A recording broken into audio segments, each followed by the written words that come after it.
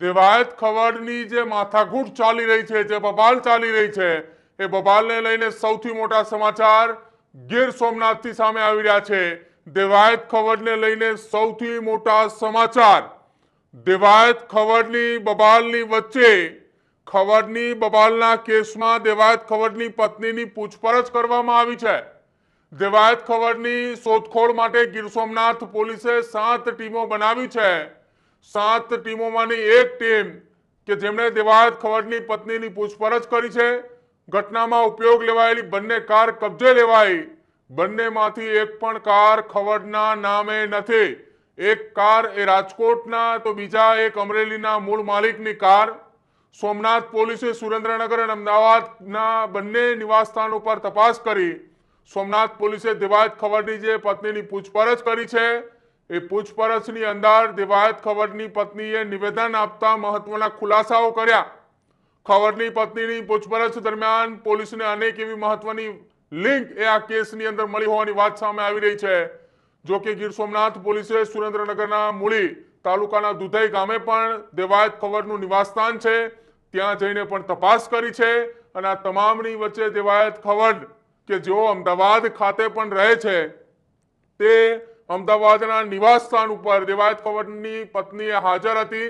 તેની સાથે પણ ગીર સોમનાથ પોલીસે તપાસ કરી છે, કેમ કે જે ઘટના ગીર સોમનાથની અંદર બની છે કે જેની અંદર દેવાયત ખવડ સહિત 15 લોકોની સામે ફરિયાદ નોંધાઈ છે અને ફરિયાદ નોંધાવનાર એ સનાથલના ધ્રુવરાજસિંહ ચૌહાણ કે જેને ઉપર હુમલો થયો છે, રોકડ રકમ અને સોનાની ચેન એ ત્યાંથી લૂંટ થઈ હોવાની સાથેની અંતર્ગત કલમોની ફરિયાદ છે। આ એક ઘટના સ્થળના એ દ્રશ્યો કે જ્યાં દેવાયત ખવડે હુમલો કર્યો હતો।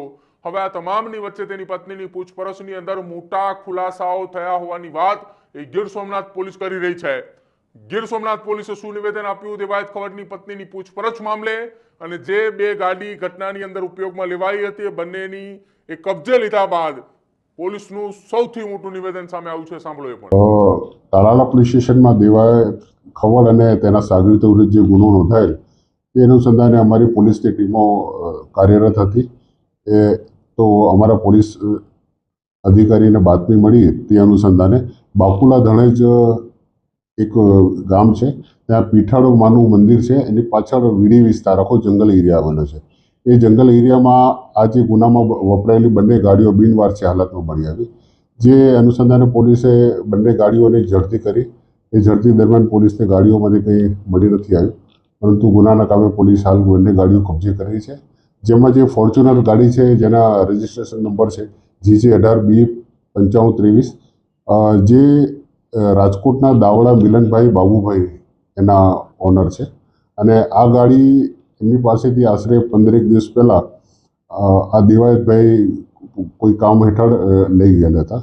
તેમજ બીજી ગાડી છે ક્રેટા, જેના રજિસ્ટ્રેશન નંબર છે GJ14BD8300, તે અમરેલીના મહેશભાઈ અમરુભાઈ વરુની છે, અને એ ગાડી એમની પાસેથી 1 અઠવાડિયા પહેલાં બનાવના એક અઠવાડિયા પહેલાં આ દેવાયતભાઈ લઈ ગયેલા હતા। આ બંને ગાડીઓ એમણે પોતે આ ગુનામાં વાપરી છે, એ હાલ પોલીસે કબજે લીધી છે। તેમજ આરોપીઓ અને એના દેવાયત અને એના સાગરીતોની તપાસમાં હાલ પોલીસની અલગ અલગ ટીમો કાર્યરત છે। પોલીસે જે દેવાયતના નિવાસ સ્થાનો છે એમના જે સુરેન્દ્રનગરના દુધઈ ખાતે પણ તપાસ કરી છે, ત્યાંથી પણ કોઈ મળી નથી આવ્યું। તેમજ એમનું જે અમદાવાદ સરખેજમાં શાંતિપુરમ એમનું ઘર છે, ત્યાં પણ પોલીસે તપાસ ઝડપી કરી છે। એમના પત્ની હાલ મળી આવ્યા ત્યાં, તો દેવાયતભાઈની કોઈ હાલમાં વિગતો મળી આવી નથી। હાલમાં પોલીસ ટેકનિકલ સર્વેલન્સ તેમજ એમના જે મિત્ર વર્તુળ છે એમાંથી બાતમી મેળવી અને હાલ આરોપીની તપાસ કરી રહી છે। ગાડી માલિકોને નોટિસો આપી છે? બંને જે ગાડી માલિકો છે એની હાલ પોલીસ પૂછપરછ કરી રહી છે, તપાસ કરી રહી છે, અને એમાંથી પણ આરોપીઓ બાબતેની વધુ વિગત મેળવવાનો પ્રયાસ ચાલુ છે। હાલમાં પોલીસે CCTV પણ કબજે કર્યા છે, અને એમાં ગુનામાં 2 ગાડીઓ વપરાયેલ હોવાનું હાલમાં ધ્યાનમાં છે। હજુ કોઈ વધુ વિગતો મળી નથી। હાલમાં અમારી LCB ની ટીમો છે, SOGની ટીમો છે, તેમજ સ્થાનિક પોલીસની ટીમો અલગ અલગ